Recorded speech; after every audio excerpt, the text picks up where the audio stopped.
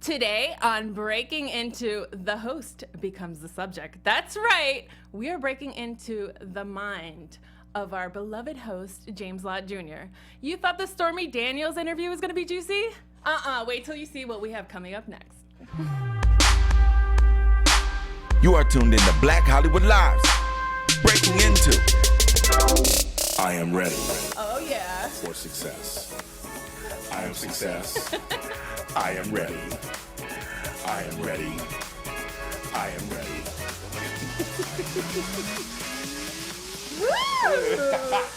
Welcome to Breaking Into on Black Hollywood Live. You can follow us on iTunes, SoundCloud, YouTube. I am your guest host for today. My name is Alice Sarfati, and you can follow me at alicesarfati.com. And I just want to thank you, Mr. James Lott Jr., for taking the hot seat and allowing your fans to get all those questions that are burning inside them to finally be answered. We want to know everything about you, and that's what this show is about today. Oh, my goodness. There's a lot to know, too. Yes. So let's start. If you guys don't know, I know you watch the show a lot. The guest picks the music that plays in the intro. Yeah. So today you picked the song. And we're all familiar with I Am Ready because that is your voice. That is my voice. That's my song, my first song ever. It's almost a year old. I can't believe it. It's going to be included on my first ever album that's coming out in the spring. I'm just excited. It was a one-off venture that turned into a third, fifth, seventh career for me. Wow. Something like that. So, yeah. Okay, so let's break it down because I know you have like 50 careers going on, but one of them is recording artist. Yes, How did recording artists just come along? Someone said to me that you have such a great voice. Of course, I hear it all the time. You have a good voice, but you were talking doing music, and I had been in a band in the '90s, like some obscure band. What was the name of this band? Mangina. And it was in San Francisco. Yes, in San Francisco, and we did dance rock music. At the time, a movement called Electroclash was big, and bands like Fisher Spooner, Ladytron, they're all coming up with these kind of music that's kind of, it was like rock, but it was also dance music. I like both genres. So I did that like years ago, and we didn't have any really success or anything. Just kind of infamous. But someone said you should do some of your spoken word that you do and put it to music. I released a book last year of poetry that was successful. And he was like, you should take one of your poems. And I was like, well, I don't want to take one of my poems. And that's for my book. That was complete for my book. So I wrote I Am Ready in 20 minutes. It was divine intervention came to me. And I spoke it out. And I was like, okay, that's good. And I sent it to a producer friend of mine that's what we came up with. And he sent me that on my birthday last year. Fully produced for the first time.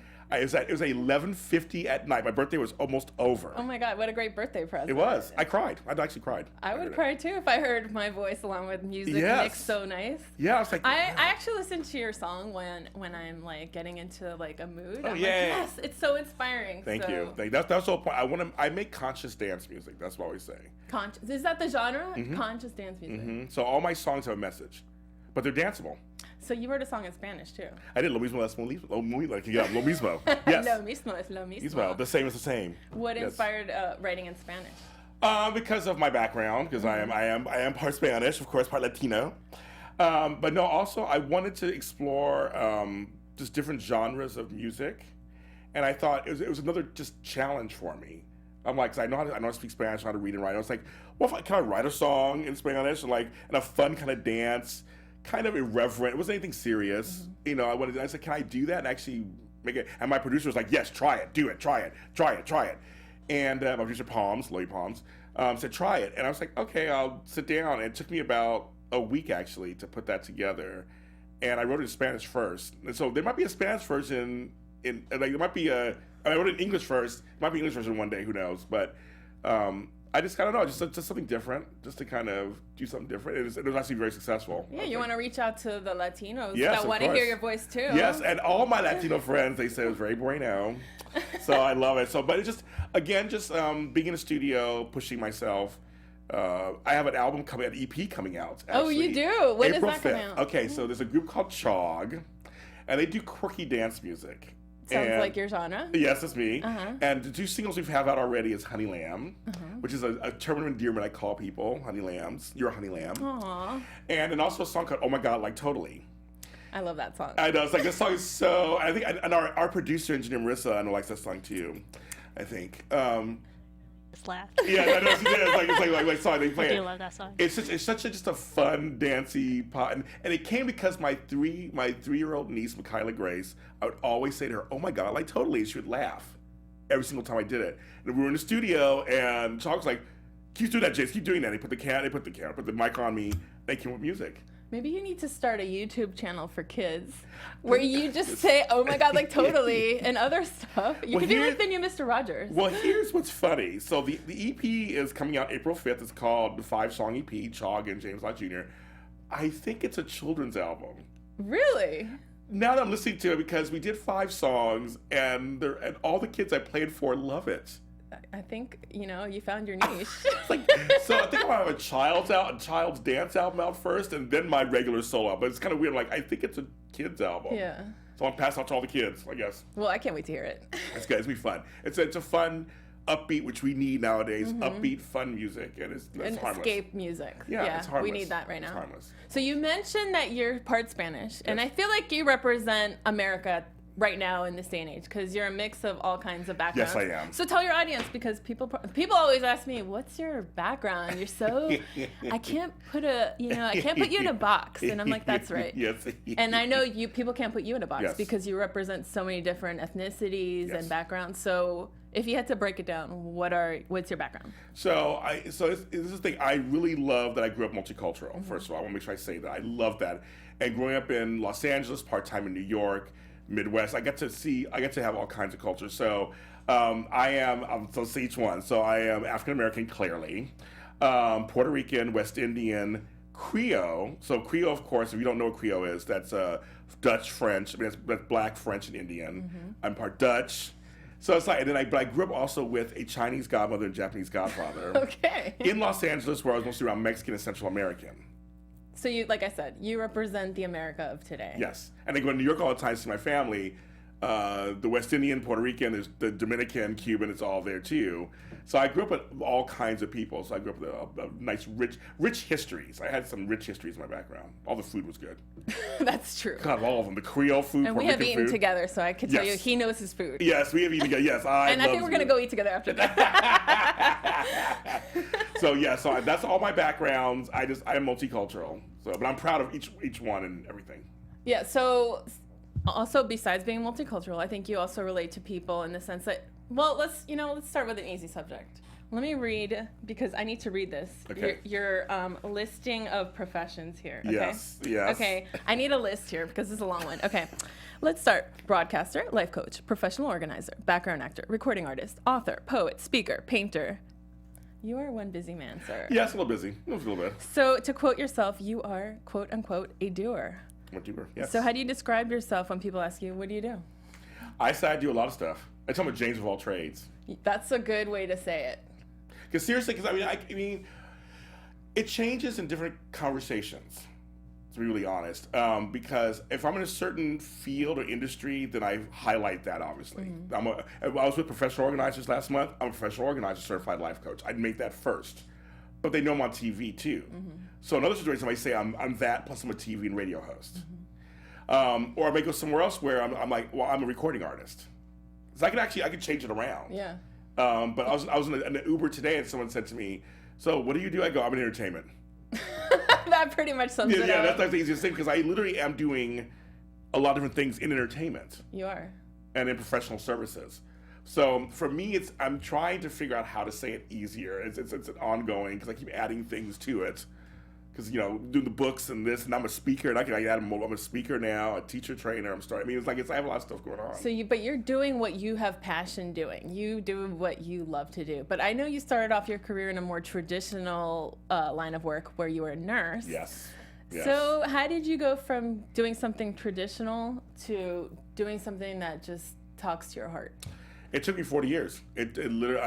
I tell people all the time, it's never too late to find your passion. I did what I thought I was told I was supposed to do. I followed the dream where you're supposed to get married, have kids, you get a job, you stay until you're 65, you retire to Miami, and then you live the rest of your life out. That's what I thought. That's what was supposed to happen. Somewhere along the line, I did these jobs that I thought I was supposed to take, which were good. They were good for me. They all add up to what I'm doing today. I use each one. But nursing, I loved people. I loved helping people. So I kind of went that direction. I have a family of doctors and healthcare administrators in my family, my father, uncles. So I went that direction. But then I was like, I don't like sick people.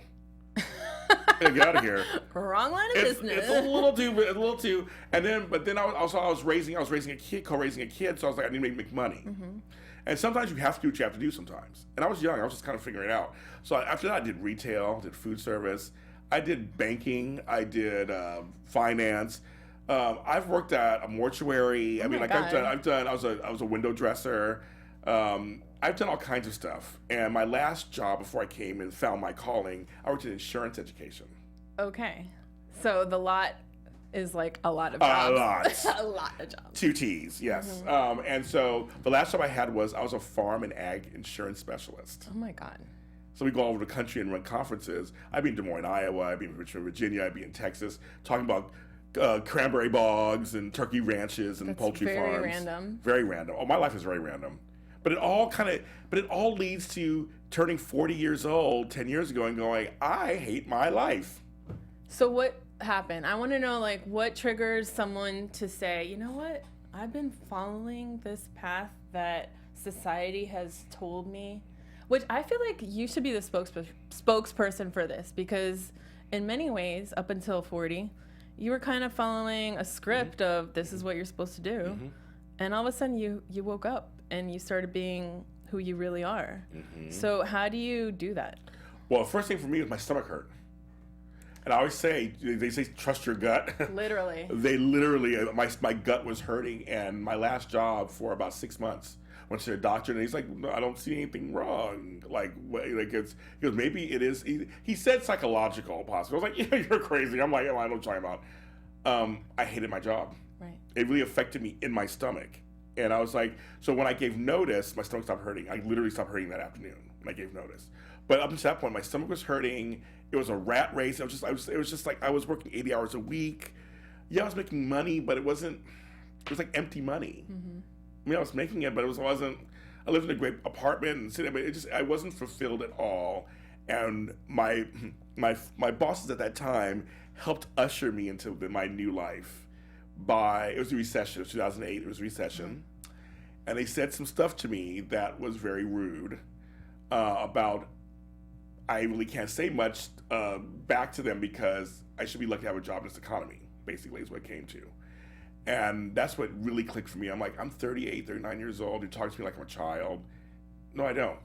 And I stopped throwing caution to the wind. You have to believe in yourself. That's number one. Mm-hmm. You have to believe that you can survive what's going to come up next. You don't know what it is, but you got to believe that you're going to survive it. And I was like, I've started over before. I can do this. I'll figure it out. I quit.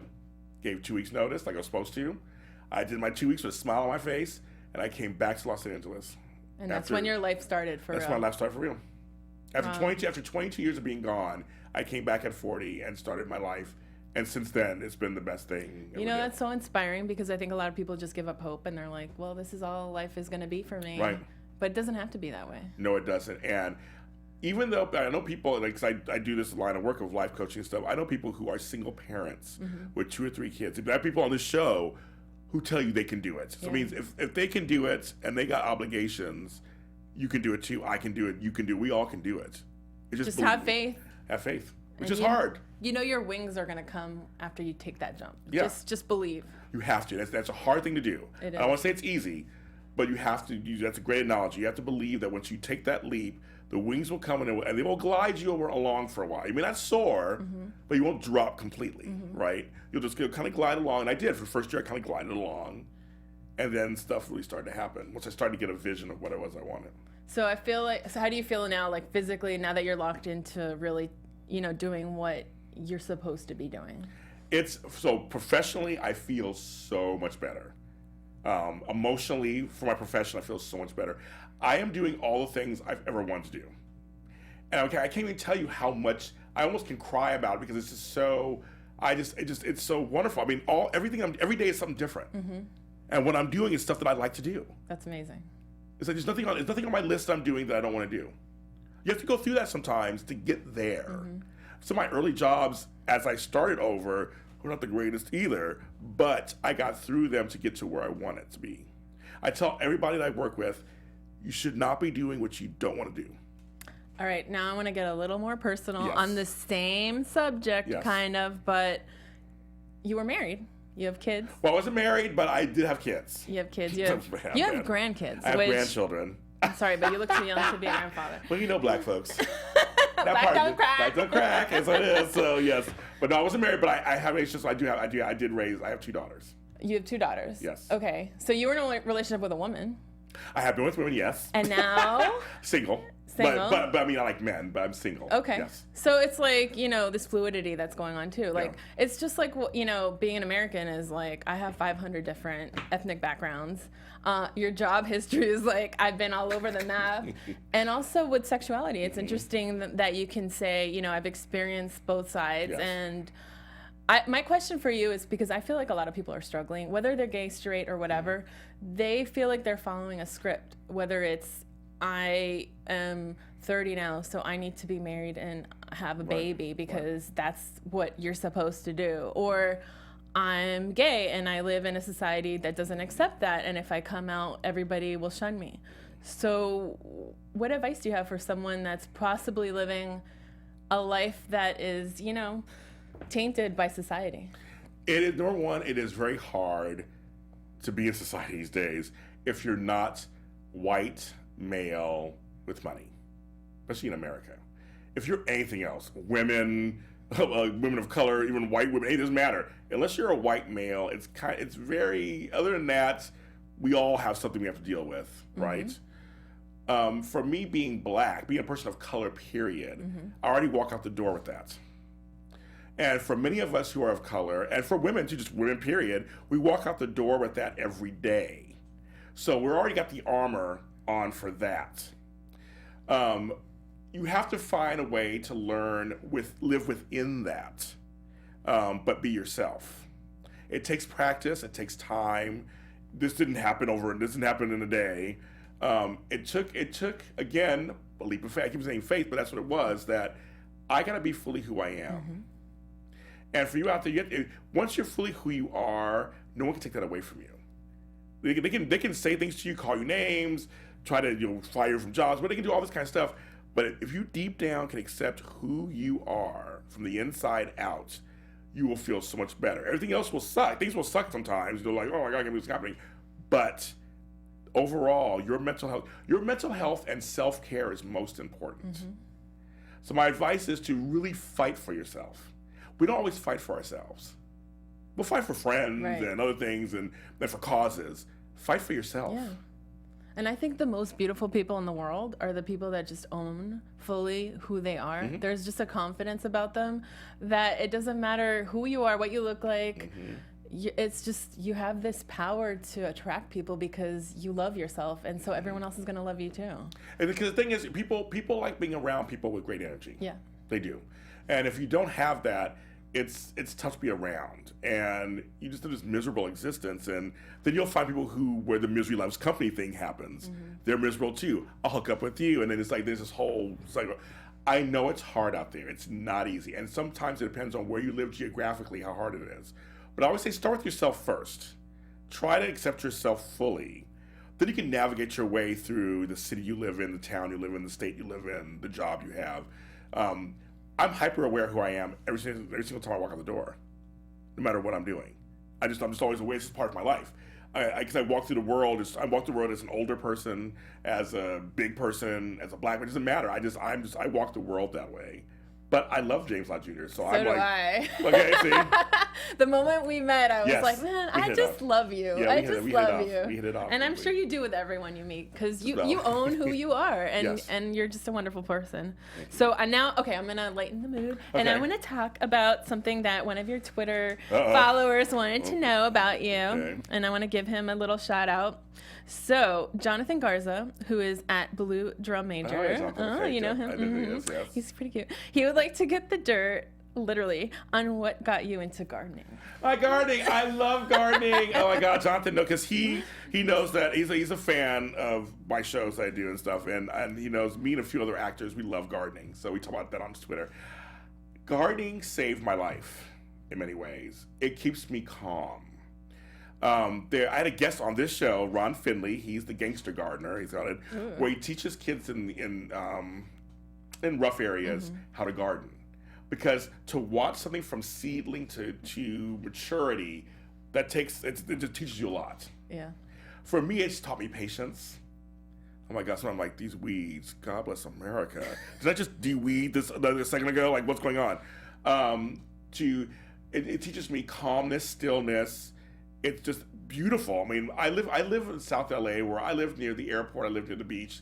I have a beautiful yard.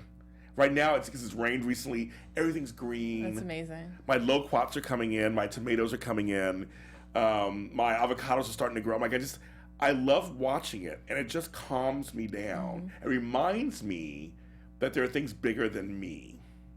I'm a part of the earth, and so I like getting back into the earth. Yeah, it's your form of meditation. It is, and there's times when I go outside when I'm just stressed out because I just had whatever it was work-wise, just things that happen. I go outside, I feel so much better. Take a deep breath, and I'm like, oh my God! And I see a bee pollinating, or I see this, and it just feels good. I have these beautiful bougainvillea in my backyard. I planted these 10 things.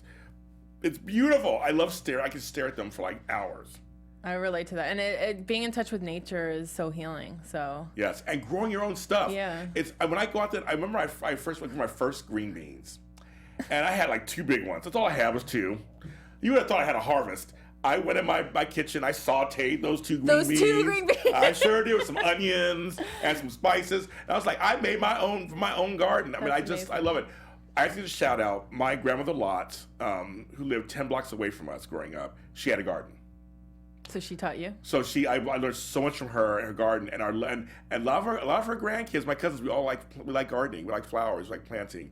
It's kind of one of the things she passed down to us. Our fathers didn't get it, but we got it. It's kind of interesting. But she always had a garden, so I grew up eating fresh vegetables and fruit as a kid in Los Angeles. That's amazing. I know. I guess, and only 10 I could walk to her house from my house growing up. So I kind of taken that with me, and I just love gardening. I love plants. I have plants inside my house. I have plants outside. So Jonathan, I love it. It just calms me down. Do you think he likes gardening? I think I like gardening. Oh my God! I had a guest on one of my shows where she did a movie called I think it was Heirloom tomatoes, because she loves tomatoes. We basically went off on a tangent for like 20 minutes about tomatoes. Yeah.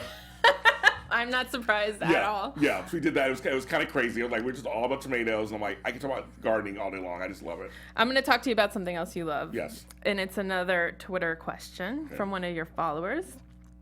So his name is @HWView. Haywood W. Oh, Haywood. Okay, I've heard of him, yes. Haywood. So he wants to know, which soap would you rather be a regular on? General Hospital or Bold and the Beautiful? Oh, my goodness. Okay. That's a really good question. Wow, because he knows I love both shows. What would your character be on the show that you That's pick? a good question, too. Okay, so Bold and the Beautiful set in Los Angeles. Yeah. In the fashion. I'm not a huge fashion person. But you could play one on TV. I could play one on TV. But then I would go on General. I'm sorry, I would go on General Hospital. I want to be a Spencer. I would want to be one of the Black Spencers. I want to be like Luke's other cousin or something, Luke Spencer's cousin. I would want to be a Spencer, and I would be a professional organizer on the show. Oh, okay. Bring that professional onto the show. Organize everybody's lives, a life coach or whatever. And then people would hire you to come to their house Yes. and actually do that, so they could feel like they're on the soap too. Yes, exactly. Cross promotion, me. But I'm gonna stick my hand. I'm gonna say General Hospital just because I'm not really a fashion person. So Okay, all right. I want to do a little lightning round of questions. Boom, boom, boom. Okay. Rapid fire. Okay. Are you ready? I'm ready. Okay. Just whatever comes to mind. First thing comes to mind. Okay. What is your favorite James Lott Jr. saying? That is funny. Well, first comes to mind is cheese and crackers. Cheese and crackers. My fans know that one. That's what cheese and crackers. I like it. If you could trade places with one famous person for a day, who would it be? Ooh. First one that comes to mind would be Barbra Streisand. Okay. You know she's going to be in town soon. Yeah, I know. I'm excited. Okay. Yeah, I'm excited. Wine or dessert? Wine. Oh, I'll take the dessert. We're a good match. Yes. Whose closet would you love to reorganize? Ooh, that's a good question. Well, let's reorganize. Madonna. Oh, that's a good one. Be curious who she has in there. Yeah. If she has her old costume style, I would love to see all that Oh, stuff. that would be awesome. Exactly. Did you see that episode where Mariah Carey showed us her closet? Yes. That was just like... It was insane. It was insane. I loved it. It was insane. Did you notice she changed her outfit for every room in the house? Yes, okay, yeah, I just yeah, wanted to yeah, side note. Okay. Yeah. I watched it. I like Mariah. That was I care. Cribs. Yeah, it was Cribs. Back in the day. Back in the day, yes. If there was a dance named after you, what would it be called? Oh my God, that is funny. Because everybody knows I'm a dancer. I'm trying to think what. The Get Down. The Get Down. I like the James Lott jiggle. I just feel like I just want to jiggle when I'm with you. I jiggle. I jiggle James all the time. Lott jiggle. I jiggle. Have you ever had a supernatural experience? Yes. Oh. I've had Okay, many. I will follow up with Okay, that one I've had because I'm many. interested. Yeah. Right. First thing that comes to your mind, happiest moment in your life. When I became a life coach, Okay. I passed the test and I was very. That was a big deal for me. Interesting. Favorite song to karaoke to? On a Clear Day You Can See Forever by Barbra Streisand. Okay. Barbra Streisand strikes My again. girl. That's my girl. That's my girl. I love her. What is your most embarrassing moment? I spit up on Natalie Cole once. Oh. Did she notice? Yeah, she was so gracious. May she rest in peace. She was so gracious. We saw it fly out onto her dress. In slow motion. In slow motion. And she was like, ugh. And she was like, oh. And I said, girl, I am so sorry. And she's like, oh, it's fine. And she gave me a hug afterwards, but I was so embarrassed. That's all right. You owned it. Yeah, you owned it. Who would be your ultimate dream guest on this show? Well, besides Barbra Streisand. But I mean, on this show, my dream guest, Tina Turner. Tina Turner. That's one of my idols. I'd love to talk to her. What's the one question if you only get one question? Will I get one question? Wow, if I had one question, that's a really good question. If I had one question to ask her, I would say, what was it like to dance in heels for 4 hours in your 60s? Interesting. What does that feel like? I mean, she's a rock star. Well, it's funny because just a little side note, because she went into retirement and she gave her announcement in her 60s, and people were just like, why? And she's like, I'm a 60-year-old grandmother, I'm tired. That was her answer. But we're so used to her, she could do it. Yeah. And she looks so youthful. She looks amazing. It's just like, that was just kind of a crazy thing. I wish I could walk in shoes like her for just 5 minutes versus 4 hours I don't on stage. I don't know how you girls deal with the ones with 5 and 6 inch heels, and Prince too. Prince was one of those too. I don't know how he did it. Yeah. So, and when I love asking everybody this question because I feel like it gets you like an idea of who they are. Who's your celebrity crush? Wow. I told you we're gonna dig deep into your inner workings here today. You know what? Okay, I have a crush on somebody that's not a huge star and is part of a show that I do called One Calls to Hearts. Okay. I got to meet her and interview her, and she's so beautiful. Her name is Pascal Hutton. Okay. She's one of the leads on the show plays Rosemary. I just think she's so beautiful. And I watch her on screen. I'm just totally in love. I can't wait to Google and see her Take a look image. at it. And our interview, I told her how pretty she was. So I was like, oh my God, you're so pretty. I just think she's so beautiful. Yeah. I'm enamored by her completely. Okay, I want to go back to the supernatural Yes. experience because I want to know. I can tell you one for sure. That was that's Pascal. Yes, that's my girl. She's so pretty. Okay, so one summer I was on tour for these conferences we were doing, and we were in Vegas. My best friend at the time, we shared a room. He was in one bed, I was in the other bed. It was early in the morning, and I looked over and I saw my late grandmother sitting on his bed. And she looked really pretty. She's wearing this great dress. I remember just like it was yesterday. Her hair was done, great dress. She's like 4'11", and her name's Mitzi. And so I was like, Mitzi, and she looked over me and she was saying to me, I'm okay, because I had a hard time with her death. We were not on speaking terms when she died. It was a whole big thing. So for like 20 years, I've been feeling this kind of just unease about her passing, and we just didn't. So she said to me, I'm okay. We're okay. Everything's okay. Then I had a cat who was having surgery back in San Francisco that week. He's like, and Sasha will be fine. I'm like, oh, okay, because she loves cats. It's okay. But then she got up, walked to the door. Oh God, yeah. And said, I go, Mitzi, wait. And she's like, 11. And she walked out. That's creepy. My friend wakes up an hour later and says, do you have an earthquake? I go, no, it's Vegas, an earthquake. I feel like my bed was moving. Then we go downstairs to sign in. Macy's, 11% off on blank. My number for my badge, 11 was on it. I got to get something to eat. I came to 11:11. I found a dime and a penny on the ground, 11 cents. So every time I see 11, I think of her. You know that's an angel number, right? That's a sign. That is a sign, because I always see 1111, and I was seeing it so much that I'm like, what does this mean? Let me Google it, and it's a sign from the angels that you're on the right path. Maybe there you go. I'll There take you it. go. I'll take it. But she said we're okay, and that actually helped me heal with her. But it was not a dream. I was like I felt I was fully awake, and I saw her spirit.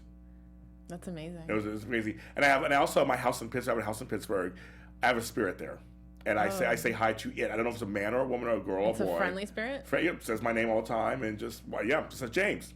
Oh my God. I looked around, I was like, nobody out there, and I'll go, okay, just a second. And I learned to acknowledge when I walk to the house, hi, spirit, I love you, thanks for watching my house, and then we're fine.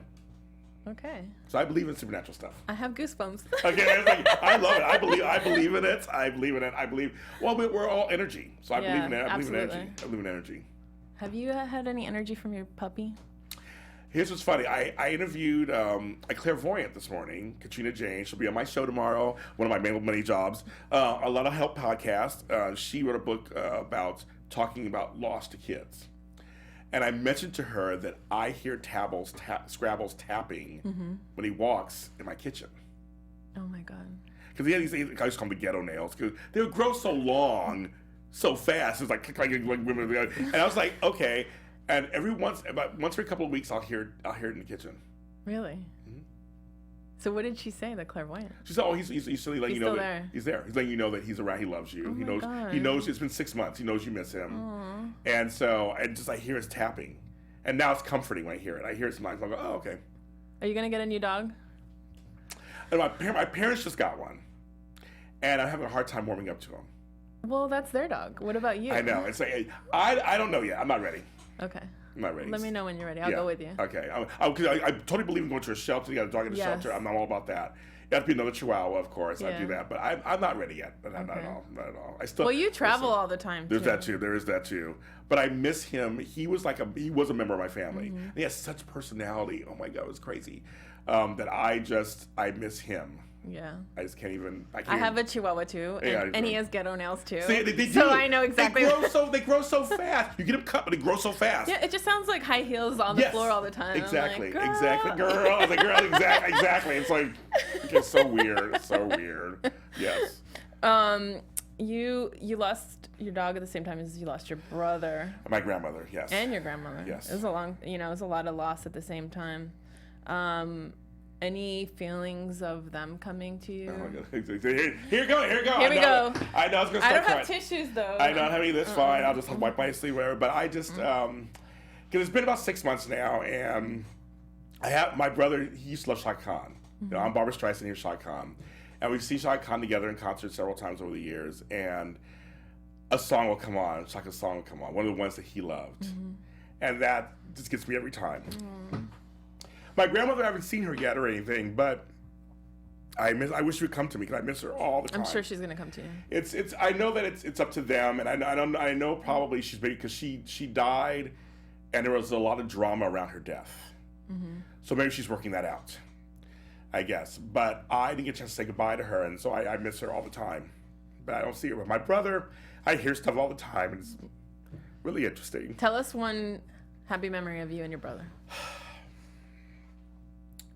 He was louder than me. That sounds impossible. That's impossible. But it's just a general. Just every time I saw him, big hug. Oh my God! And we just would hug, and we would just talk, and we would laugh all the time. Yeah, it just made you feel really important.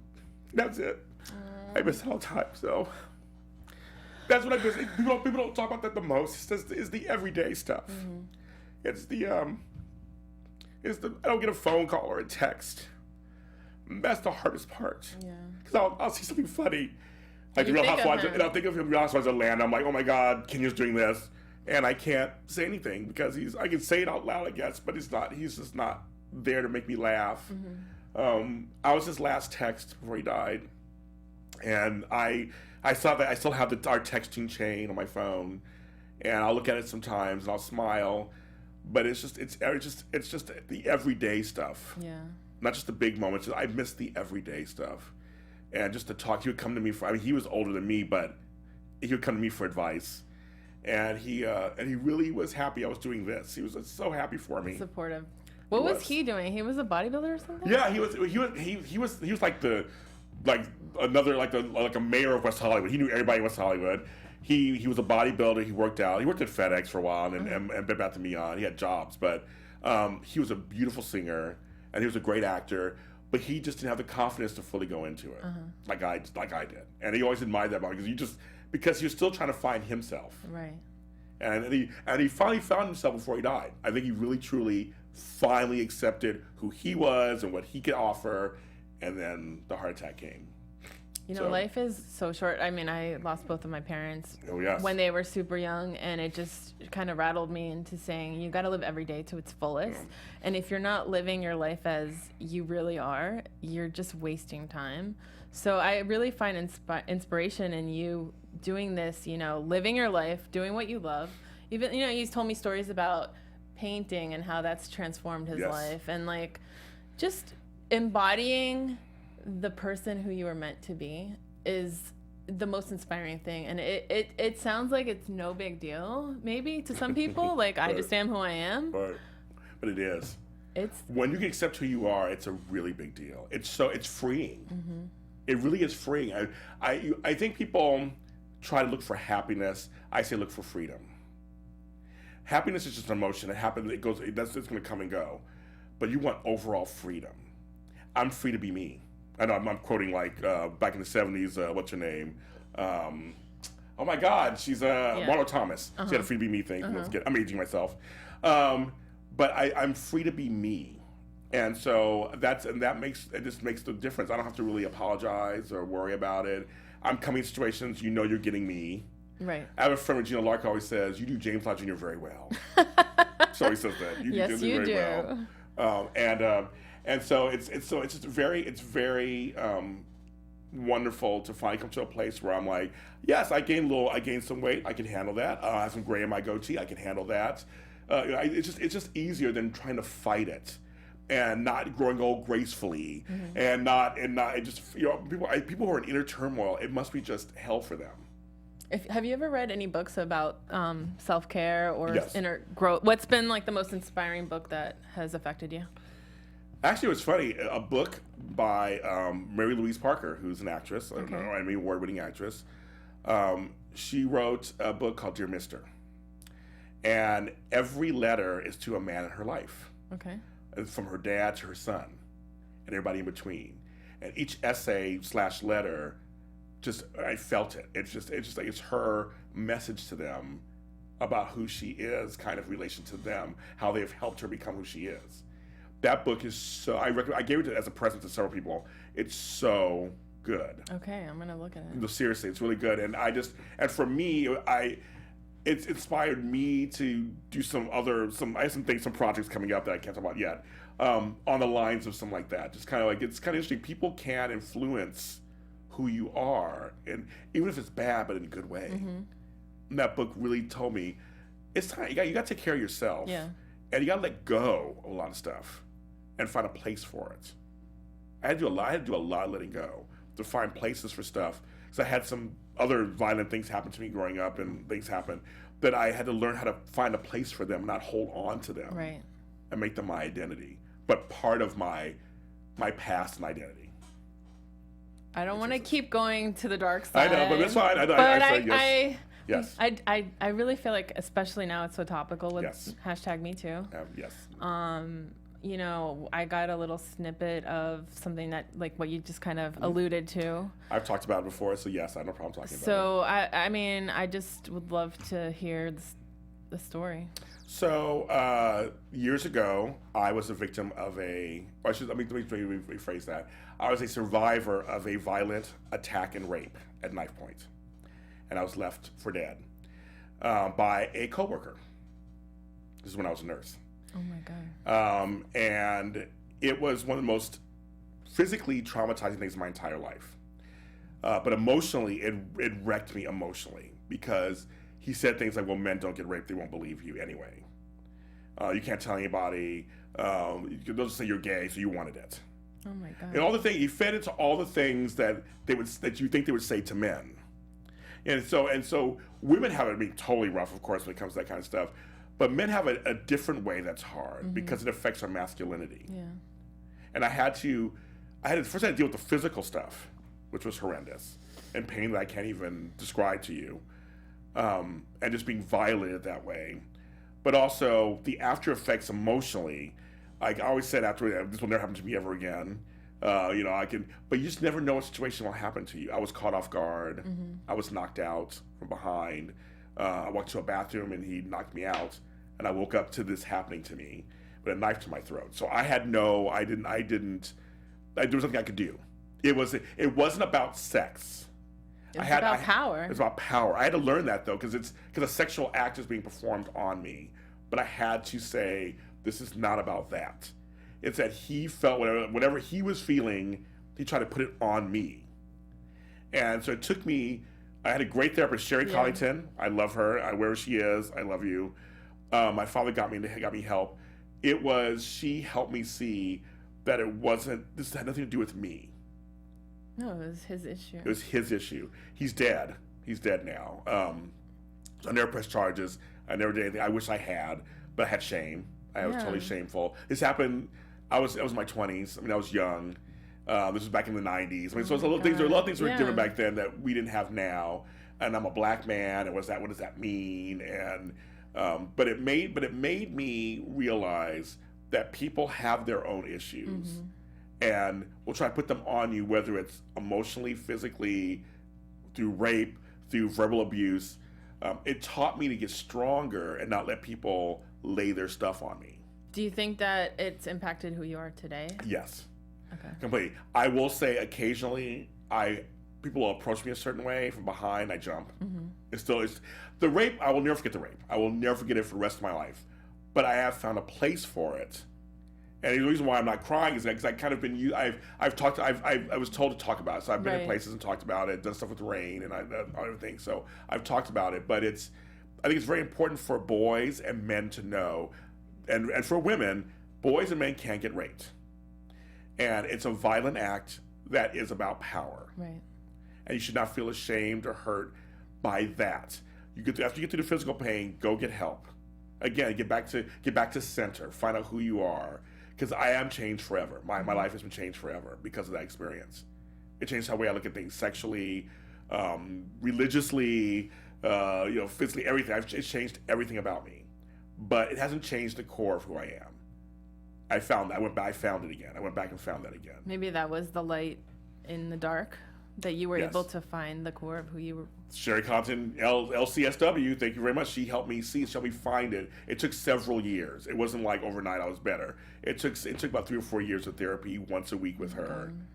And then some group work because the violent part was the part that really was like, it was rough. No, I can't imagine anything worse than that, but I feel like it's kind of given you the ability also to relate to what's going on in our world right now with, what women are talking about, but men too. Men are coming out as well and saying, I was raped or I was treated. Well, also the like Corey Feldman's talking about it, and other people. I think Todd Bridges was talking about it. There are a lot of child stars in Hollywood, men who went through a lot of stuff with other men and women. Some women too. Women can rape and women can do things too. So it's not just a gender exclusive. But I feel for all the women who are brave enough to come out and talk about it. It's not easy. I know from such personal experience, it's hard to admit you were raped. And it's hard to not make it your whole identity too. I get in relationships and say, well, I was raped, that's why I feel this way. And it's not their fault you were raped. Right. Now I'm putting things on them. Right. I had to stop this. I had to literally stop the cycle. Yeah, because that person that raped you was still holding on to power by you letting that affect your future relationships. Right. So they still win. And I'm not letting that thing win. Let me catch my breath. I'm not going to let him win. I'm not going to let him win. I have to win. So that's why I'm trying to change my language to I'm a survivor, a thriver of rape, instead of saying a victim. Have you gone and talked to people, kids, or anybody that's dealt with something similar to help them? Yes, I do volunteer with the Trevor Project. I did volunteer with the Latino Men's Group. I have talked to young men who have been abused, been molested. I've told my story, which has helped them. And hopefully they're doing good. I mean, I hope that all the young men I've talked to are doing well, but I've talked to them about it. I mean, you have such a wonderful voice that it would really help people. I know. So. I will continue talking about it. I have no problem. I feel no shame. I am a man, and I am very proud of being a man. But I had a violent act. No, and there's people probably watching right now that don't have the courage to come out with something that happened to them. But seeing, look at who you are right now. Like, it's such an inspiration. So I think it's really important to go and talk about the things that we've overcome to become who we are. Yes, I like that. That's very true, because you have to live life. You're living life, and there's things there's things you are going to overcome that still make up who you are. Right. Good, bad, or different. And it's good. All right, I'm gonna move on to happier. Pastures. I'm sorry, but you know what? You can't just be amazing James Lott Jr. without having a backstory. I'm sorry. No, I agree. No, that's fine. I totally understand. I want to talk about this show. Okay. What's been your favorite guest or moment on this show? One of my favorite moments on this show, it was my 100th episode. It was my 2-year anniversary. My 2-year anniversary last year, I had 5 men. And we were all different ages, all people of color. We had Cuban, black, mixed, Arab. We had everybody. We were all here, and we had the best discussion. And one of my favorite moments of that show, you can watch the show, it's on YouTube, where my buddy, who's a comedian, Tamir says, women are brought up bulimic in terms of how they look. Men are brought up bulimic in terms of emotion. Oh, that's so interesting. When he said that, all of us men totally froze. It was such a, quote Oprah, was an aha moment. Yeah. When he said that, he goes, yes. Because he goes, how can we tell men to treat women right when they're emotionally bulimic? I was like, drop the mic. Yeah. See you later. You can do my show for me. I'm done. Wow. I mean, like, he said that, and that was my favorite of my 105 episodes I've done this show for 2 years. That was my favorite moments ever. It just was like, yes, that's so true. We tell women about their looks, you know all that. But for men, we're told, get over it, be a man, don't cry, don't do this other stuff. And I'm sitting here crying on TV, like, you couldn't do that in 5-10 years. You can't cry on TV, you're a man. We're teaching our men to be bulimic in emotions. So of course we're not treating women right. Of course men are getting upset when they get turned down, and when a woman says no. They get up, they're like whiny babies, because we haven't taught them that it's okay. Do you think it's changing now? Not yet, but I hope it is. Yeah. I think it's changing in terms of women are speaking up and saying, okay, no more, we're done. But I think men are still as whiny and as underdeveloped as ever. And I think it's coming out more. That's interesting. I feel like in today's society, I think, women, the moms decide, they spend the most time, for the most part, with their kids. And I feel like now people are embodying, like, let your kids be emotional. Like, let them be. I think it's really important. Yes. Because otherwise you get people that do stupid things. Some politicians I'm not going to mention. Yes, no, that they're just so frustrated because they don't have the right words. Yes. But what's funny is, for me, I grew up in an era in the 70s where we were a latchkey kid. Parents were working a lot, single parents. For a lot of us, we were the men of the house for our mothers. God bless our mothers, but just like we were the surrogate boyfriend, surrogate father. I had to take care of the younger kids. Like, I had to grow up fast. I learned how to cook, do laundry, everything at like 9 years old. I was doing all of that. And a lot of us get that, where you're the man of the house now, James. I was told that. You're the man of the house now. You got to look after your mother. You got to look after the kids. So we're not getting the emotional support that we should be getting. So hopefully it is changing. I hope that is changing. We shouldn't be our mothers, significant others. We should be their kids. Absolutely. And so I think my grandkids are better off than I am. Like, they're really they're very emotional, strong kids. They're in touch with their emotions. I think so. I think, well, at least the younger two especially, I think they are. What has been, like, the thing that you learned the most since you started on day one doing broadcasting to right now, this moment? Well, I've celebrated 3 years last month, so doing this. What I have learned is to stay present and to not stick to my questions all the time. That the real gold comes in the conversation. I've really learned that. I mean, there are people I've talked to where, I mean, I had a certain set of questions, and I got to many of them, but they would give pearls of wisdom in the answer, and I'm like, you gotta go with that, James. Yep. Like, leap of faith, that you'll be able to ask them the next question that will be good in terms of what they're saying, and pick up what they're saying. That's something I didn't realize from day one. My first guest was Joshua Silverstein, to now me being the latest one at 105 episodes. It was like being present, like being present, and you'll get the good stuff. Absolutely. You'll get the good stuff. Who inspires you when it comes to interviewing? Larry King, Barbara Walters, this guy named Sam Jones. He has a show called Off Camera with Sam Jones. They are good interviewers. They completely let people speak. They ask really interesting questions, not the usual. So when you're on the show and you had to kiss your co-star, like, they don't ask that kind of stuff. They really go deep, but they're good. Larry King is so good. I mean, he's like 800 years old, but he knows how to ask the right questions. And Barbara Walters is a legend.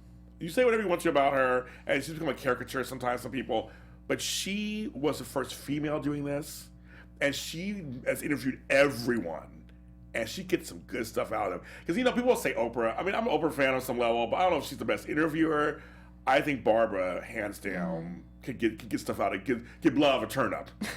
She get blood. And I like to think that a lot of people will say, James, I never talk about this except for you, or I never thought about that until you said that. I like to think I get things out of people too that they normally wouldn't. Why do you think that is? Because I think I'm comfortable. Yep. I try to make them feel comfortable. Try to give them a safe space. I know it sounds cliche, but this is a safe space. I'm not gonna make you look bad. I want you to look good. So I'm not gonna really ask you anything to make you look bad. Sometimes I'll play like clips of things of theirs that they're like, oh, I've thought that in a long time. Right. One of my favorite guests on the show was Toni Basil. She, Oh Mickey, You're So Fine was her big hit, of course, everybody knows her for that. But she's this choreographer dancer who from the 50s and 60s doing beach movie choreography. And then she was pop locking with black people. I mean, she had the best story, and she was so open to our conversation. And we had a great hour, went by so fast. I'll never forget her. She was just like one of the best. Was the best. I love just talking to you. I mean, of course you're going to be a great interviewer. Because you're just so pleasant to be around. I'm not just kissing your butt here. I know, but I don't say it unless I mean it. I like people, so I think that comes across. I like people, and I want us to talk. I want us to have a good time. I appreciate you letting me talk to you right now because I love interviewing people. Yes. So this is like a pleasure for me. I want to ask you about living in LA. Yes. What's your favorite LA pastime? Actually, it's so funny. I love the beach. Really? I was a beach baby. I love the beach. I missed the beach when I was here. What's your favorite beach? I'm way down where I'm at. So Manhattan Beach. Okay. Manhattan Beach, Hermosa Beach, Redondo Beach, that whole area. I love it. I just love the smell of water. Do you go in the water? Sometimes. It's so cold. It's very cold, but I like it. It's less crowded than Santa Monica and Venice and all those. It's just that I just love the sun. It's warmer. It's brighter, but it's not as hot like the valley. I love it. Also I love going to Hollywood. I like being in Hollywood and just seeing the freaks. Just the freaks, what's going on. There's always stuff going on, no matter where you go. So I like to go eat somewhere or I just love it. Those are two things they're very LA to me. If you were gonna take some visitor from out of town out to see one cool thing in LA, where would you take them? Ooh, that's a good question. One cool thing in LA. Oh, I know. Okay, I have one. So I have this spot. Everybody don't start rushing to go there because this is my spot. It's by the airport, by LAX. There's an intersection. It's Lincoln and Sepulveda. And they meet. It's a little tiny park. It's called In-N-Out. And In-N-Out's right by it. In-N-Out's right behind it. But no, I'm very familiar with that In-N-Out. But in front of it, the park itself. So you smell the In-N-Out while you're sitting there. It's literally adjacent. Yeah, it is. But anywho, it is the little park itself. I love taking people there because the planes are coming into approach on runway 24. I know, like, my mom used to work at the airports and all the different runways. You sound like you're calling the planes in right now, by the way. Runway 24, you can land now. Thank you. And you can, it's amazing. Actually, we have gone in and out, got the food, sat there, and you see the planes coming in, and it's scary and it's exciting at the same time. I see people there and they just freak out, but they love it. I live right by there, and I swear every time I drive by, there is always at least 10 people standing on that little patch of grass, even if it's raining. Yeah, it's pretty cool. That's my spot. I love that spot. And there's also another spot at the CVS over there on Sepulveda. Go up to the parking garage on top. Okay. And it's really empty over there, and you can see all the planes taking off. Ooh, a little secret. Mm-hmm. That would be a good little date if anyone's looking for a cool place to take a date. Oh. I've done that. Yes, but it's really cool. But it's really it's like this little spot, and you see all planes taking off, and it's kind of fun to watch which ones take off, how much power they take. It's a good time. Speaking of taking off, I feel like you are just taking off on your amazing career. So if you see yourself in 10 years from now, where are we? We are. That's a good question. I actually was doing this the other day. 10 years from now, my media empire is intact. Mm-hmm. I have shows that I'm producing, shows that I'm on. I have my radio show still going, TV stuff going.